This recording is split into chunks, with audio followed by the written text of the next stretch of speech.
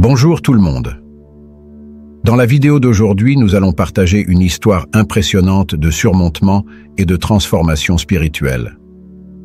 L'expérience de mort imminente de Calista Everhart va toucher vos émotions et vous faire réfléchir sur le véritable but de la vie, ainsi que sur ce qui se passe après la mort. Avant de commencer, nous aimerions savoir de quelle ville vous nous regardez. Laissez-nous un commentaire, car nous adorons voir d'où vient notre public. Et bien sûr, laissez votre j'aime. Et si vous n'êtes pas encore abonné à la chaîne, profitez-en pour vous abonner et activer la cloche pour ne manquer aucune des histoires incroyables que nous racontons ici. Comme le disait le philosophe Rumi, la blessure est l'endroit par lequel la lumière entre en vous. Alors préparez-vous pour un voyage de lumière et de transformation. Bonjour, je m'appelle Calista Everhart, j'ai 35 ans et je vis à Sedona, en Arizona, avec mon mari Ezra et notre fils, Théo. Avant que tout cela n'arrive, je menais une vie tout à fait ordinaire. Je travaillais comme designer d'intérieur. J'adorais mon travail et j'étais heureuse de la direction que prenait ma vie. Ezra est avocat et nous étions tous deux très concentrés sur nos carrières. Sedona a toujours été un endroit spécial pour moi. Les formations rocheuses, l'air mystique. Il y a quelque chose dans cet endroit qui m'attire profondément. C'est dans ce décor que j'ai construit ma vie avec Ezra. Notre relation a toujours été basée sur la confiance et l'amitié. Au début, nous avons décidé que nous ne voulions pas d'enfants. Nous pensions que nous étions complets à deux. Mais la vie, comme nous le savons, a une manière curieuse de changer nos plans, n'est-ce pas? À 33 ans, j'ai découvert que j'étais enceinte. Ce fut une grande surprise car nous n'étions pas le genre de couple à rêver d'une grande famille. Mais au fil des mois, j'ai commencé à sentir que cet enfant apporterait un nouveau sens à nos vies. Et ainsi est né Théo, notre petit miracle. Son arrivée a tout changé. Tout à coup, mon monde a commencé à tourner autour de ce petit être. C'était un amour que je n'avais jamais éprouvé auparavant.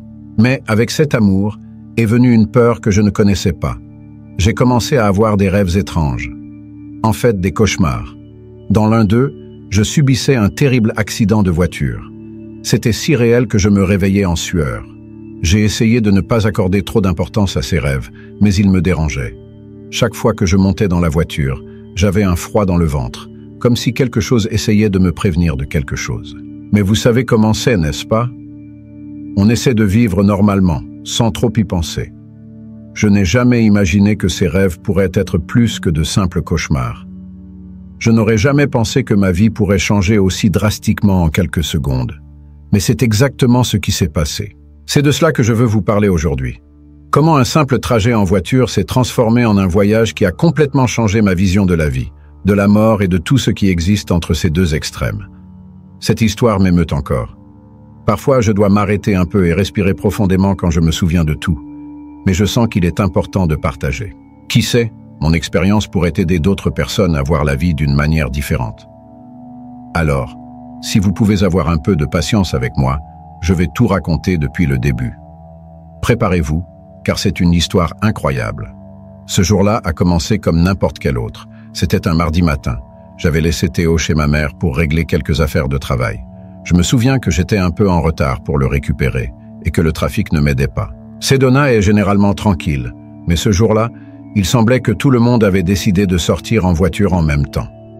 J'étais dans ma fourgonnette, arrêté au feu rouge, attendant qu'il passe au vert. Mon esprit vagabondait, pensant aux 1000 choses que j'avais à faire. Vous êtes déjà senti en mode automatique?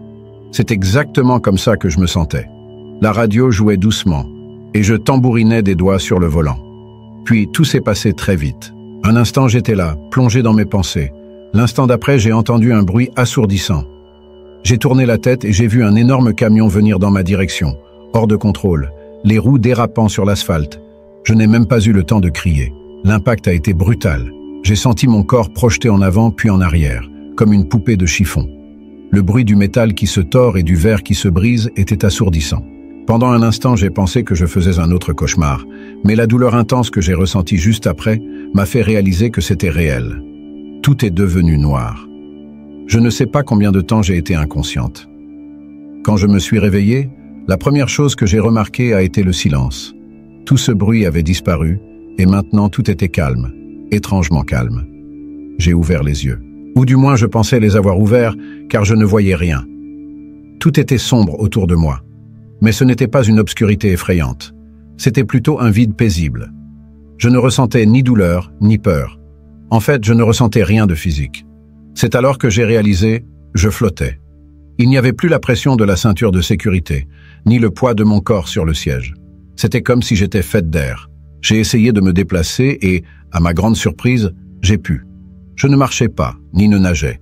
Je me déplaçais simplement par la pensée. Peu à peu, l'obscurité a commencé à se dissiper, comme si quelqu'un augmentait lentement la luminosité d'une ampoule. C'est alors que j'ai vu. J'ai vu mon corps, là en bas, toujours coincé dans les débris de la voiture. J'ai vu les secouristes courir, essayant de me sortir de là. J'ai entendu leur voix étouffée. « Elle ne respire pas, nous devons la sortir d'ici tout de suite. » C'était surréaliste. Je voyais tout cela se passer, mais je ne sentais pas que c'était moi. C'était comme regarder un film très très étrange. J'ai voulu leur crier que j'allais bien, que j'étais là en haut, mais aucun son ne sortait. C'est à ce moment-là que j'ai ressenti quelque chose me tirer. Ce n'était pas une force physique, mais plutôt un appel. J'ai regardé en haut et j'ai vu une lumière. Ce n'était comme aucune lumière que j'avais jamais vue auparavant. C'était brillant, mais cela ne faisait pas mal aux yeux. C'était accueillant, invitant. Sans même m'en rendre compte, j'ai commencé à me diriger vers cette lumière. À mesure que je m'approchais, une sensation de paix profonde m'a envahi. C'était comme si tous les problèmes, toutes les préoccupations que j'avais eues dans ma vie cessaient simplement d'exister. Il n'y avait plus de peur, de douleur ou d'anxiété. Juste une tranquillité indescriptible. La lumière devenait de plus en plus intense, mais étrangement, cela ne me dérangeait pas. C'était comme si je plongeais dedans. Et puis, tout à coup, j'étais dans un autre endroit. Ce n'était pas exactement un endroit physique, comme nous le connaissons, mais une dimension différente. Autour de moi, tout brillait doucement. Les couleurs étaient plus vives que tout ce que j'avais jamais vu sur Terre. Il y avait une musique dans l'air, une mélodie douce et harmonieuse qui semblait venir de partout et de nulle part en même temps. Je n'étais plus dans le temps physique. J'ai regardé mes mains et j'ai vu qu'elles étaient translucides, tout comme le reste de mon corps. Je pouvais me déplacer uniquement par la pensée, flottant doucement dans cet environnement éthéré. Alors que j'absorbais tout cela, j'ai ressenti une présence à mes côtés. Je me suis retourné et j'ai vu une figure que je ne peux décrire que comme un ange. Ce n'était pas comme les anges que nous voyons dans les peintures, avec des ailes et des auréoles. C'était un être de pure lumière, radieux et plein d'amour. Sa présence était si forte que je pouvais presque la sentir physiquement. L'ange n'a pas parlé avec des mots, mais je comprenais parfaitement ce qu'il voulait communiquer. C'était une forme de communication télépathique, directe, d'esprit à esprit, ou mieux, d'essence à essence. Le premier message que j'ai reçu était « Bienvenue, Calista. N'aie pas peur, tu es en sécurité ici. » Je voulais poser 1000 questions. Où étais-je? Que s'était-il passé? J'étais morte? Mais avant que je puisse formuler une question, l'ange sembla comprendre mes pensées. « Tu es dans un état de transition, expliqua-t-il. Ton corps physique a subi un grand traumatisme, mais ton essence, ton vrai moi, est ici avec nous maintenant. Tu as un choix à faire. » Un choix? Quel choix cela pourrait-il être? Alors que je pensais à cela, des images ont commencé à défiler devant moi. J'ai vu toute ma vie comme un film en accéléré. Chaque moment important, chaque décision que j'ai prise, chaque personne que j'ai impactée.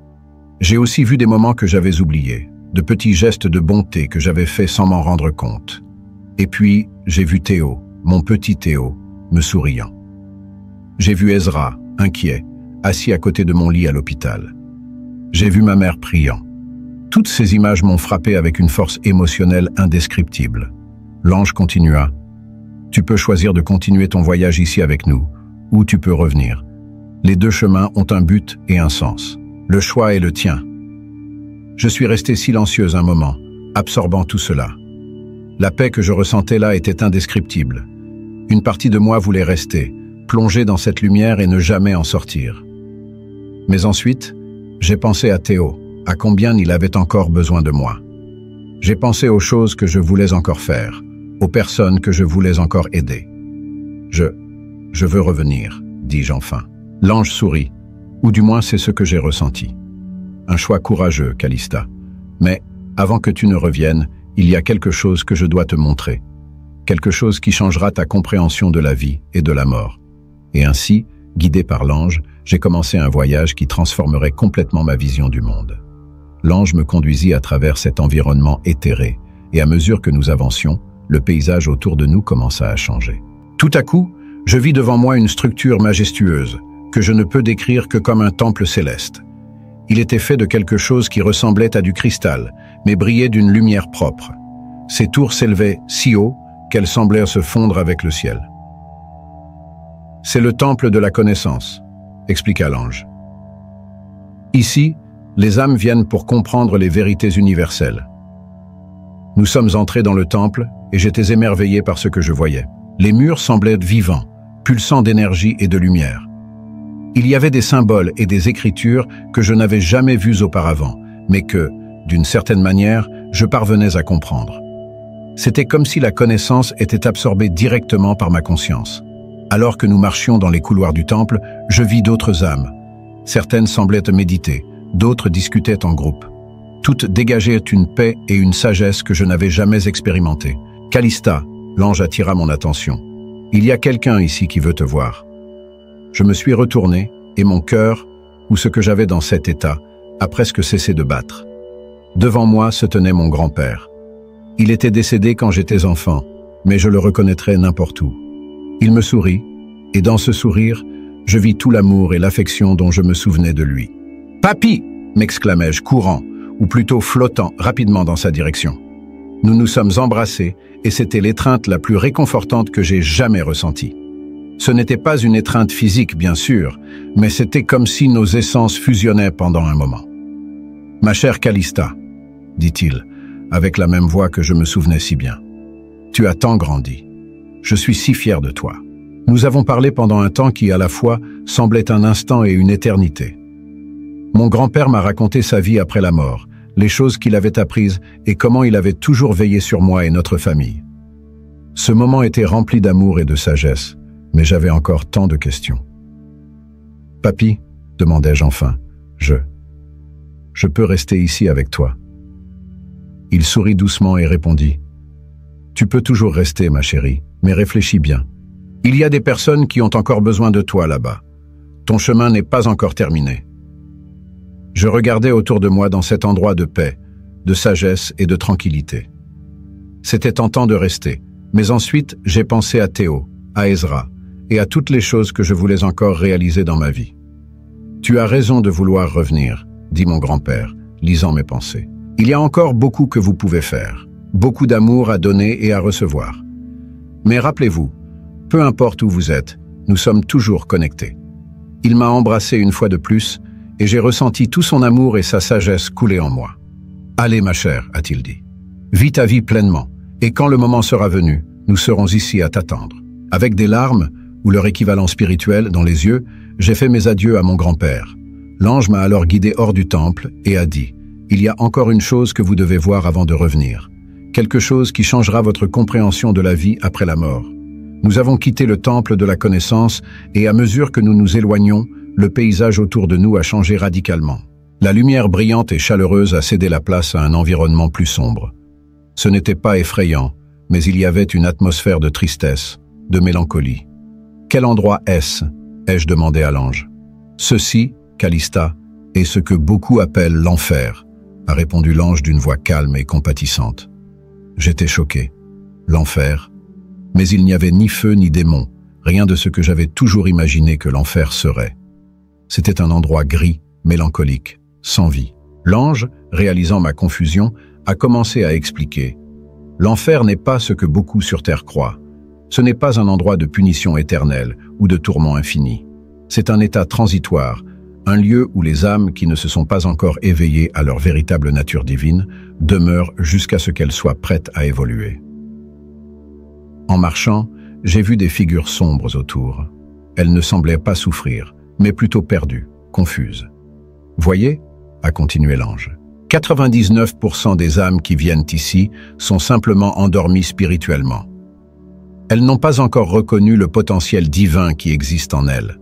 Elles sont piégées dans des schémas de pensée négatifs, dans des croyances limitantes, dans des peurs et des culpabilités qu'elles se sont créées elles-mêmes. C'était complètement différent de tout ce que j'avais déjà entendu sur l'enfer. Mais Peuvent-elles sortir d'ici? Ai-je demandé. Bien sûr qu'elles le peuvent, a répondu l'ange, avec un sourire. En fait, cet endroit existe pour cela, pour l'apprentissage et la croissance. Quand ces âmes se connectent enfin à leur véritable but, quand elles comprennent leur nature divine, elles évoluent naturellement vers des états de conscience plus élevés. Je pensais à toutes les personnes que j'avais rencontrées sur Terre, qui vivaient avec tant de peur de l'enfer. Si elles savaient cela. Mais pourquoi certaines âmes viennent ici et d'autres non? Ai-je questionné. C'est une question de conscience. Certaines âmes, en quittant le plan physique, sont déjà suffisamment éveillées pour reconnaître leur véritable nature. D'autres ont besoin de plus de temps, de plus d'expérience, pour parvenir à cette compréhension.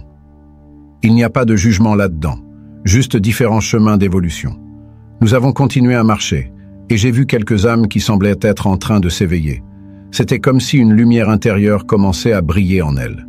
Que se passe-t-il avec elles? Ai-je dit. Elles s'éveillent, a dit l'ange. Elles commencent à reconnaître leur véritable essence. Bientôt, elles seront prêtes à avancer dans leur parcours spirituel. Je suis resté silencieuse un moment, absorbant tout cela. C'était une vision si différente, si plus compatissante que ce que j'avais toujours imaginé. Calista, a dit l'ange, c'est l'une des vérités les plus importantes que vous emporterez. L'univers est fondamentalement aimant, et il n'y a pas de condamnation éternelle. Il n'y a que des op. J'ai ressenti une vague de soulagement et de gratitude m'envahir. Toute cette vision d'un Dieu punitif, d'un enfer de souffrance éternelle, s'est effondrée devant cette nouvelle compréhension. Merci, ai-je dit à l'ange, de me montrer cela. C'est libérateur. L'ange a souri. Ce savoir vient avec une responsabilité. Lorsque vous reviendrez, vous aurez l'opportunité de partager cette vérité avec les autres. Pas pour convertir ou convaincre, mais pour offrir une nouvelle perspective d'espoir et d'amour. Je savais que ce ne serait pas facile d'en parler sur Terre, où tant de gens ont des croyances si ancrées sur l'au-delà. Mais je savais aussi que ce message d'amour et d'évolution pourrait apporter du réconfort et de la paix à beaucoup. Alors que nous quittions cet endroit, j'ai ressenti une profonde gratitude pour tout ce que j'avais vécu. Ma vision de la vie, de la mort, de Dieu et de l'univers avait été complètement transformée. J'étais impatiente de partager cette nouvelle compréhension avec le monde. Après toutes ces révélations, j'ai senti que j'étais prête à revenir. L'ange m'a guidé de retour à travers le royaume spirituel, et lorsque nous nous sommes approchés du portail qui me ramènerait sur Terre, il a fait une pause. Calista, a-t-il dit, il y a quelque chose que vous devez comprendre avant de revenir. La transition de retour vers le plan physique ne sera pas facile. Votre corps a subi un traumatisme significatif, et la reconnexion de votre âme avec lui sera un défi. J'ai dégluti, ou du moins j'ai eu l'impression de le faire, puisque je n'avais pas de corps physique à ce moment-là. Que dois-je attendre? Ai-je demandé. Y aura-t-il de la douleur? L'ange a expliqué avec douceur. Pas seulement de la douleur physique, mais aussi émotionnelle. Vous avez vu et expérimenté des choses qui dépassent la compréhension humaine commune. L'ajustement à la réalité physique sera un processus. Mais rappelez-vous, vous ne serez pas seul. Nous serons toujours avec vous, vous guidant et vous soutenant, même si vous ne pouvez pas nous voir ou nous entendre directement. J'ai ressenti un mélange d'appréhension et de détermination. Je suis prête, ai-je dit. L'ange a souri. Vous êtes plus forte que vous ne le pensez, Calista. Emportez avec vous l'amour et la sagesse que vous avez expérimentés ici et n'oubliez jamais, vous avez un but important à accomplir. Avec ces mots, j'ai ressenti une force me tirant en arrière. C'était comme tomber dans un tunnel de lumière, des couleurs et des sensations passant à grande vitesse devant moi, jusqu'à ce que, soudainement, tout devienne sombre. La première chose que j'ai ressentie fut la douleur. Une douleur intense et aiguë qui semblait venir de toutes les parties de mon corps. J'ai essayé d'ouvrir les yeux, mais mes paupières semblaient peser des tonnes. J'ai entendu des voix autour de moi, étouffées au début, mais devenant progressivement plus claires. « Elle revient. Appelez le médecin. » Enfin, j'ai réussi à ouvrir les yeux. La lumière de la chambre d'hôpital était éblouissante, et j'ai cligné des yeux plusieurs fois, tentant de m'ajuster. J'ai vu des visages inquiets autour de moi, des infirmières, des médecins. Et là, tenant ma main, se trouvait Ezra. « Calista », a-t-il appelé, sa voix chargée d'émotion. « Tu m'entends » J'ai essayé de parler, mais ma gorge était sèche et douloureuse. Je n'ai réussi qu'à faire un léger hochement de tête. Les jours suivants, ou peut-être les semaines, j'ai perdu la notion du temps, furent un flou d'examens, de médicaments et de visites de médecins. Mon corps avait beaucoup souffert de l'accident. Côte cassée, traumatisme crânien, déchirures internes. Les médecins disaient que c'était un miracle que j'ai survécu. Miracle. S'ils savaient. La récupération physique fut difficile et douloureuse, exactement comme l'ange me l'avait averti. Mais le plus difficile fut de gérer l'impact émotionnel. Comment expliquer aux gens ce que j'avais vécu? Comment mettre en mots terrestres quelque chose qui était au-delà de ce monde? Ezra fut mon port sûr tout au long de ce processus. Il ne comprenait pas complètement ce qui m'était arrivé. Comment aurait-il pu? Mais il était là, patient et aimant, me soutenant à chaque étape. Voir mon fils, Théo, à nouveau fut l'une des expériences les plus émouvantes de ma vie. Quand il est entré dans ma chambre d'hôpital pour la première fois, ses petits yeux se sont remplis de larmes. « Maman !» a-t-il crié, courant pour me serrer dans ses bras. J'ai dû me contrôler pour ne pas pleurer de douleur et de joie en même temps. J'ai tenu Théo de toutes mes forces, sentant la chaleur de son corps et l'odeur d'enfant. À ce moment-là, j'ai su que j'avais fait le bon choix en revenant.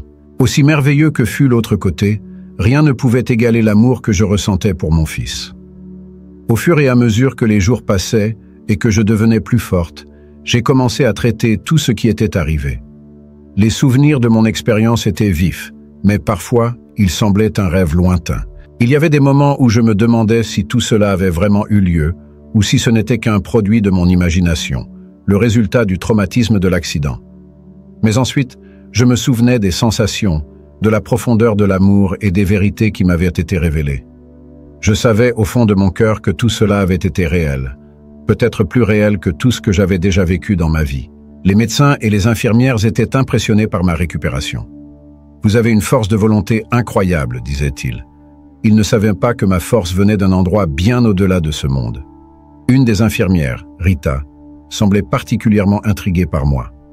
Un jour, lorsque nous étions seuls, elle s'est assise à côté de mon lit et a demandé d'une voix basse, « Calista, as-tu vu quelque chose?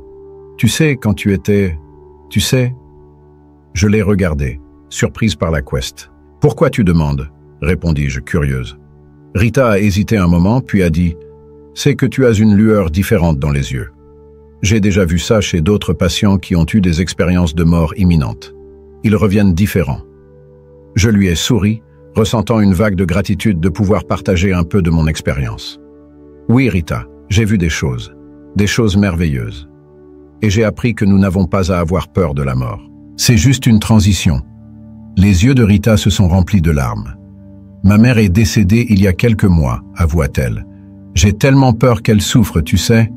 J'ai pris sa main et lui ai dit avec toute la conviction que j'avais, « Ta mère va bien, Rita. Elle est en paix, évoluant, apprenant, et elle t'aime plus que jamais. » Rita a pleuré doucement, remerciant à plusieurs reprises. Je me suis rendu compte, à ce moment-là, que cela faisait peut-être partie de mon but. Apporter réconfort et espoir à ceux qui craignent la mort ou qui ont perdu des êtres chers. Enfin, après des semaines à l'hôpital, j'ai été libéré. Retourner chez moi fut une expérience douce amère. D'un côté, j'étais heureuse d'être de retour dans mon espace, avec ma famille. De l'autre, je ressentais un manque de cette connexion directe avec le spirituel que j'avais expérimenté. Ezra avait tout préparé pour mon retour, transformant notre maison en un véritable sanctuaire de guérison. Théo avait fait des dessins de bienvenue qui couvrirent les murs. Leur amour était palpable, et je me sentais enveloppé par lui, comme dans une couverture chaude. Cette première nuit chez moi, allongée dans mon propre lit, regardant le plafond familier, je me suis permis de pleurer. J'ai pleuré de soulagement d'être en vie, de nostalgie pour ce que j'avais vécu de l'autre côté, de gratitude pour l'amour de ma famille et d'une compréhension profonde que plus rien ne serait comme avant.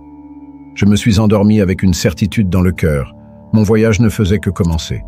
La vie que je connaissais avait pris fin au moment de cet accident, mais une nouvelle vie, pleine de sens et de but, était en train d'éclore. Les mois qui ont suivi mon retour à la maison furent compliqués, pour dire le moins. Physiquement, j'allais mieux chaque jour. Les douleurs diminuèrent, les ecchymoses disparaissaient, et peu à peu, je retrouvais ma mobilité. Mais, intérieurement, c'était une histoire complètement différente.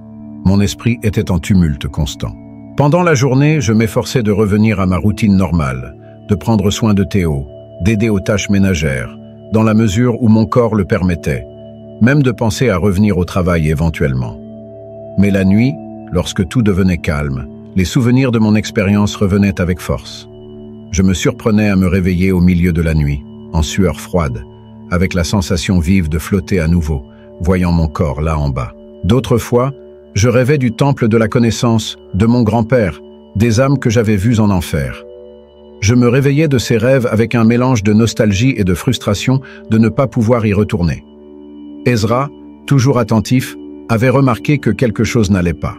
Une nuit, après m'avoir trouvé en train de pleurer silencieusement dans le salon, à 3 heures du matin, il s'est assis à mes côtés et a demandé doucement « Calista, que se passe-t-il?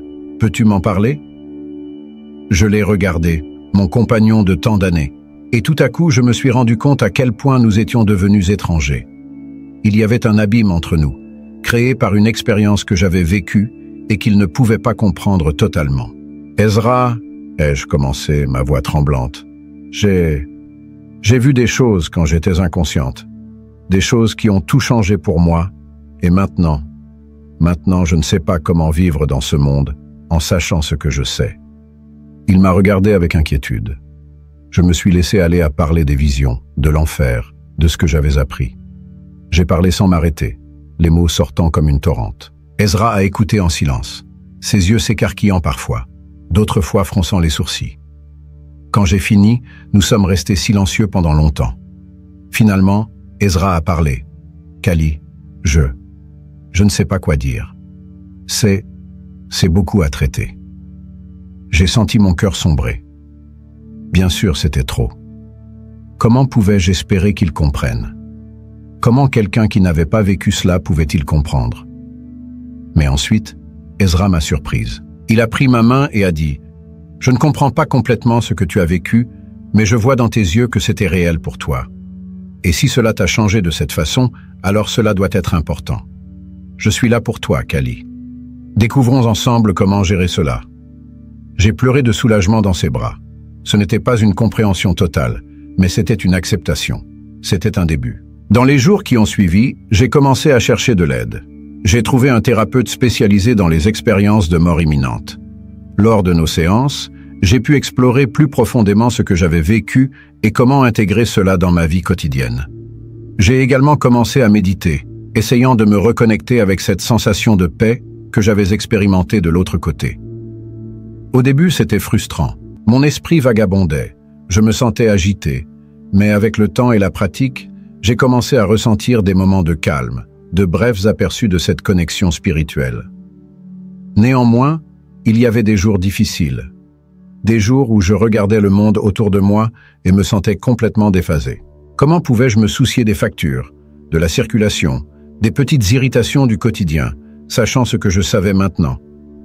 C'est lors de l'une de ces matinées difficiles que Théo, avec son innocence d'enfant, m'a ramené sur terre. J'étais dans la cuisine, perdu dans mes pensées, quand il est entré en courant, tenant un dessin. « Maman, regarde! Je t'ai dessiné comme un ange !» J'ai regardé le papier. Me voilà, avec des ailes disproportionnées et un énorme sourire. Autour de moi, Théo avait dessiné des cœurs et des étoiles. À ce moment-là, quelque chose a cliqué en moi. Oui, j'avais vécu quelque chose d'extraordinaire. Oui, cela avait changé ma vision du monde. Mais j'étais encore là. J'étais encore mère, épouse, amie. J'avais encore un rôle important à jouer dans ce monde. J'ai serré Théo fort, sentant son petit corps chaud contre le mien.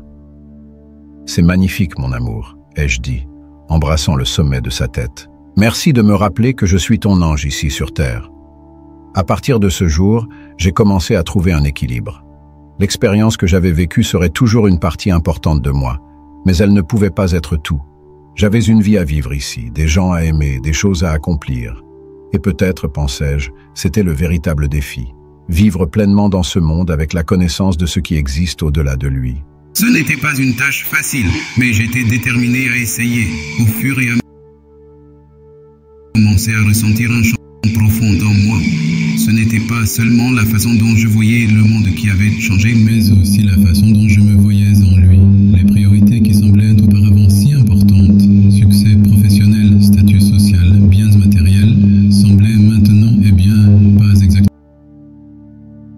moins urgent. Au lieu de cela, je me suis retrouvé concentré sur des choses que j'avais peut-être considérées comme soft ou moins tangibles: compassion, connexion, croissance personnelle et spirituelle. J'ai commencé à voir chaque interaction, chaque moment, comme une opportunité d'apporter un peu plus de lumière dans le monde. Ce changement de perspective a affecté tous les aspects de ma vie. Au travail, par exemple, je ne m'inquiétais plus autant de gravir les échelons ou d'impressionner des clients IM. Au lieu de cela, je me concentrais sur la création d'environnements qui faisaient vraiment sentir aux gens qu'ils étaient bien, en paix. J'ai commencé à intégrer des éléments de guérison et d'harmonie dans mes designs, inspirés par ce que j'avais vu de l'autre côté. À la maison, ma relation avec Ezra et Théo s'est approfondie d'une manière que je n'avais pas prévue. J'ai commencé à apprécier chaque moment avec eux, les voyant non seulement comme ma famille, mais comme des âmes dans leur propre parcours d'évolution. Avec Ezra, j'ai eu des conversations profondes sur la spiritualité, la vie et la mort, des sujets que nous abordions rarement avant ma transformation. Avec Théo, j'ai adopté une approche plus consciente dans son éducation. J'ai commencé à lui enseigner la pleine conscience, l'importance de la bonté et de l'empathie. J'étais émerveillé de la facilité avec laquelle il absorbait ces concepts, comme s'il les connaissait déjà intuitivement. Mais le changement le plus significatif était interne. Cette sensation de décalage, de ne plus appartenir à ce monde, a progressivement cédé la place à un sentiment de but. J'ai commencé à comprendre que j'avais été renvoyé, non seulement pour vivre ma vie, mais pour partager ce que j'avais appris. Au début, j'ai fait cela de manière subtile. Dans les conversations avec des amis ou des collègues, lorsque le sujet de la mort ou de la spiritualité surgissait, j'offrais une perspective différente, sans imposer mes croyances, mais simplement en partageant une vision alternative, une vision qui apportait espoir et réconfort. Avec le temps, je suis devenue plus audacieuse. J'ai commencé à participer à des groupes de soutien pour des personnes ayant vécu des expériences de mort imminente ou ayant perdu des proches. Dans ces espaces, j'ai pu parler ouvertement de mon expérience, de l'amour inconditionnel que j'avais ressenti, de la continuité de la conscience après la mort physique. Voir le soulagement dans les yeux des gens lorsque je parlais de l'enfer, n'étant pas un lieu de punition éternelle, mais un état temporaire d'apprentissage, était profondément gratifiant. Beaucoup pleuraient, libérant des peurs et des culpabilités qu'ils portaient depuis des années.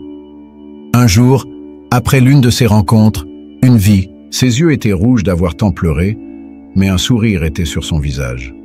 « Merci », m'a-t-elle dit en tenant mes mains. « J'ai passé des années à craindre que mon fils qui s'est suicidé souffre en enfer. Vos mots, ils m'ont libéré de cette peur. » À ce moment-là, j'ai ressenti une vague de gratitude si intense que j'ai failli perdre l'équilibre. J'ai compris que c'était pour cela que je étais revenu, pour apporter un peu de lumière dans l'obscurité, un peu d'espoir dans le désespoir. Bien sûr, tout n'était pas facile. Il y avait des personnes qui réagissaient avec scepticisme, voire avec hostilité à mes paroles. Certains amis s'éloignaient, dérangés par ma nouvelle version spirituelle. Il y a eu des moments où j'ai douté de moi-même, où le poids de la responsabilité que je ressentais semblait écrasant. Mais alors je me souvenais des mots de l'ange. « Vous êtes plus forte que vous ne l'imaginez, Calista. » Et je trouvais la force de continuer. Au fil du temps, j'ai commencé à écrire sur mes expériences, non pas dans l'intention de publier un livre ou de devenir une gourou spirituelle, mais simplement comme une façon d'organiser mes pensées et peut-être de laisser quelque chose à Théo quand il serait plus vieux. L'acte d'écrire est devenu presque méditatif pour moi. Cela m'a aidé à traiter de manière encore plus profonde tout ce que j'avais vécu, à trouver des mots pour décrire l'indescriptible. Étonnamment, cela m'a également reconnecté avec des parties de l'expérience que j'avais oubliées ou réprimées. Une nuit, alors que j'écrivais sur le temple de la connaissance, j'ai eu un souvenir soudain de quelque chose que l'ange m'avait dit. « L'univers est fondamentalement aimant et juste. » Cette phrase a résonné en moi d'une manière nouvelle. J'ai réalisé qu'en dépit de toutes les difficultés et défis que nous rencontrons sur Terre, il y a un but plus grand à tout cela. Chaque expérience, chaque interaction, chaque moment de joie ou de douleur fait partie de notre parcours d'évolution. Cette compréhension a apporté une paix profonde à mon cœur. Ce n'est pas que cela rendait les défis de la vie plus faciles, mais cela les plaçait certainement dans une nouvelle perspective. J'ai commencé à voir chaque obstacle non pas comme une injustice, mais comme une opportunité de croissance, une chance d'exercer l'amour et la compassion, tant envers moi-même qu'envers les autres. Au fur et à mesure que je poursuivais ce chemin de découverte de soi et de but, j'ai remarqué que les personnes autour de moi commençaient également à changer. Ezra, qui avait initialement du mal à comprendre mon expérience, a commencé à montrer un intérêt sincère pour la spiritualité. Il a commencé à méditer avec moi, et même à s'inscrire à un cours de philosophie orientale. Théo, bien qu'il soit si jeune, semblait absorber naturellement les enseignements que je partageais. Il est devenu un enfant incroyablement empathique et conscient, toujours prêt à aider les autres.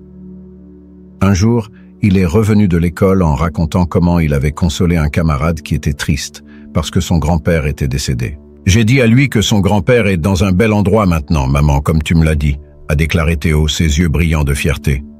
Mes parents, initialement sceptiques et préoccupés par mon changement de perspective, ont lentement commencé à s'ouvrir.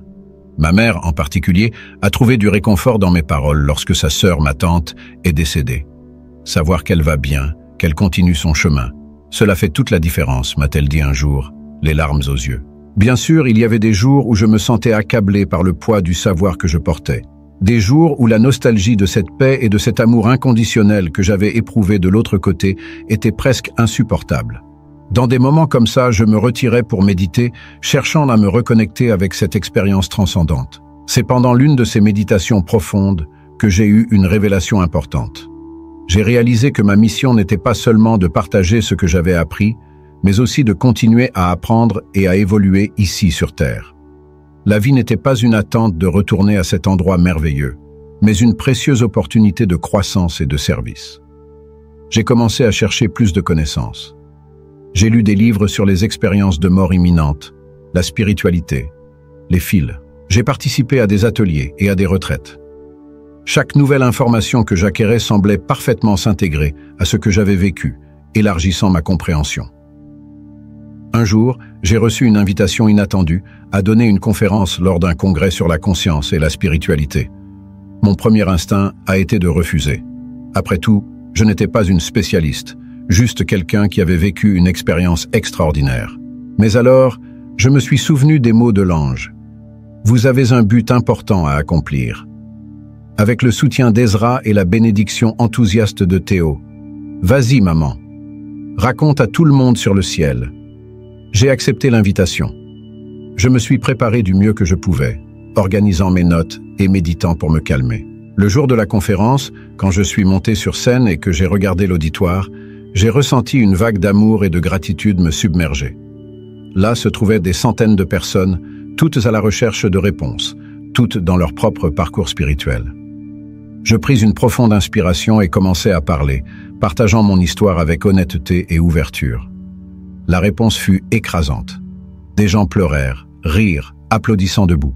Beaucoup vinrent me remercier après, disant que mes mots avaient changé leur vie, qu'ils avaient apporté de l'espoir là où il n'y avait auparavant que peur et doute. Je rentrais chez moi ce soir-là me sentant profondément accompli. Je réalisais que j'avais trouvé mon véritable but. Être un pont entre les mondes, apportant un peu de cette lumière et de cet amour que j'avais expérimenté aux gens ici sur Terre. Allongé dans mon lit, ce soir-là, avec Ezra dormant paisiblement à mes côtés, je réfléchis au voyage incroyable que ma vie avait été depuis l'accident. Tant de changements, tant de défis, tant de découvertes. Et pourtant, je sentais que je n'étais qu'au début. Je regardais par la fenêtre le ciel étoilé de Sedona et souris. L'univers est vraiment vaste et mystérieux, pensais-je. Et me voilà, une petite partie de lui, faisant ma part pour répandre un peu plus de lumière et d'amour. Je m'endormis avec un sentiment de paix et de but, reconnaissante pour chaque moment de ce parcours extraordinaire qu'est la vie. Au fur et à mesure que les mois se transformèrent en années, je réalisais que l'impact de mon expérience allait bien au-delà de moi et de ma famille immédiate. Mon histoire et les vérités que je partageais commencèrent à se répandre dans la communauté de Sedona et au-delà. Sedona, avec sa réputation d'être un centre spirituel, a toujours attiré des personnes en quête de quelque chose de plus. Mais il semblait maintenant que j'étais devenu un aimant pour ceux qui cherchèrent des réponses sur la vie après la mort et le but de l'existence. Je commençais à recevoir des invitations à parler dans des églises locales, des centres holistiques et même dans des écoles. Au début, j'étais appréhensive. Je ne voulais pas être perçue comme une sorte de gourou ou de figure d'autorité spirituelle. Après tout, J'étais juste quelqu'un qui avait eu une expérience extraordinaire et essayait de la comprendre, tout comme n'importe qui d'autre. Mais ensuite, je me souvins des mots de l'ange sur le fait d'avoir un but à accomplir. Je réalisais qu'en partageant mon histoire, je ne me mettais pas sur un piédestal, mais offrais plutôt de l'espoir et une perspective différente à ceux qui cherchaient. Lors d'une de ces conférences, dans une église locale, je parlais de ma vision de l'enfer comme un état temporaire d'apprentissage, non comme un lieu de punition éternelle. Ensuite, un homme s'approcha de moi, les larmes aux yeux. Il me raconta que son fils s'était suicidé des années auparavant et qu'il portait le poids de la culpabilité et de la peur que son fils souffre éternellement. Ces mots, ils m'ont libéré, dit-il, tenant mes mains. Pour la première fois depuis des années, je sens que je peux à nouveau respirer. Merci de m'avoir donné de l'espoir. Des moments comme celui-ci me faisaient réaliser le pouvoir transformateur qu'un changement de perspective peut avoir. Je ne partageais pas seulement une histoire. J'offrais une nouvelle lentille à travers laquelle les gens pouvaient voir la vie et la mort.